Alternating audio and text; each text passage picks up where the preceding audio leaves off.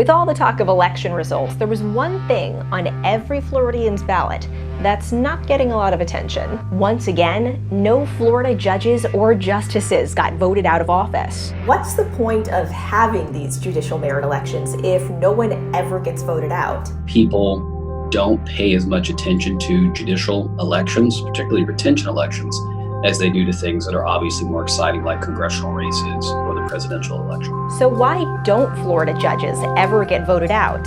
Let's see what's brewing.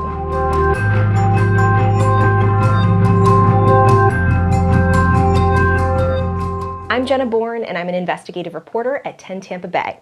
If you're new here, welcome to our caffeine-fueled, homemade deep dive into issues that matter to you.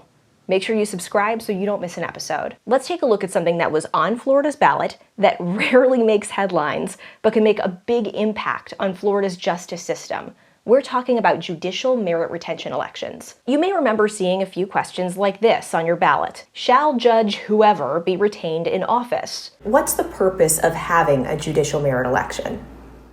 Yeah, so the judicial elections give the people an opportunity to weigh in on our judicial selections. And, we know that the judicial branch is the one that's most removed from the people, the least democratic of all the branches. That's because Florida Supreme Court justices and District Courts of Appeal judges are not elected. They're appointed by the governor. Those newly appointed judges go on the ballot within 2 years of their appointment, so voters can choose whether they stay in office. If that happens, they go on the ballot every 6 years after that. There are no term limits, but Florida judges can't serve past the age of 75. In Florida, we did not set up a system for a lifetime tenure for judges. We wanted the people to have regular input.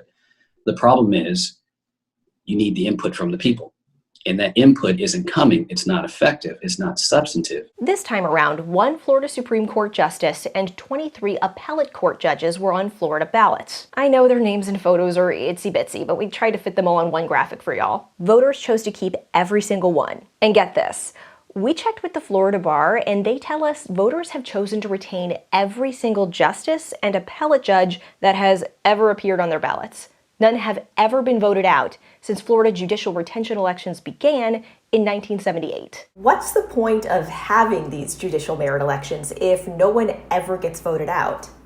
Yeah, so it's still important that we have them because this avenue for the people's voices to be heard is still available to us. So I would say that even if we are retaining our judges at 100% rate, at least this is an avenue that's available for the people to hold our judges accountable and hold those who appointed them accountable. Appellate judges decide appeals of trial court decisions. Supreme Court justices decide appeals of decisions from the appellate courts, decide death penalty appeals, resolve conflicts between appellate courts, and oversee administration of Florida's court system. In other words, these are people who can have a big impact on the justice system. And that's why Orlando attorney Trey Smith says he made this post on social media before Election Day, encouraging people to vote no on one particular judge. The hope was to spark a discussion and get people to pay attention to this is a third branch of government. It's incredibly important.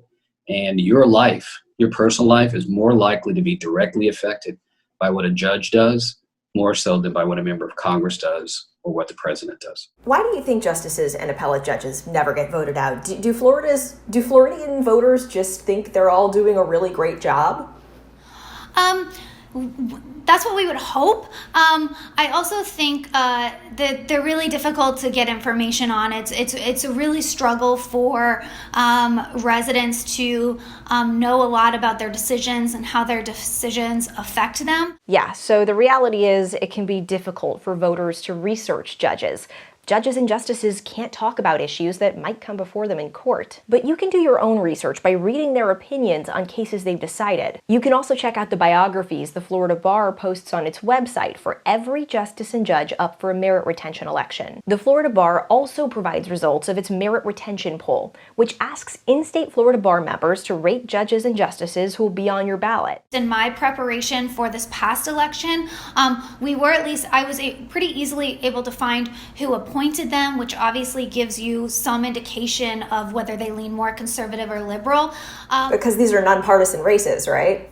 They're nonpartisan races, but they are appointed by partisan officials, right? So if you do want, it's more likely that Republican elected officials are going to appoint more conservative justices versus more liberal justices. There is another way for judges who behave unethically to be removed from office, and this has happened before. The Florida Constitution gives an independent agency called the Judicial Qualifications Commission the power to remove a state judge after investigating misconduct. Thanks for watching What's Brewing. Subscribe to this channel so you don't miss an episode, and I'll see you next time.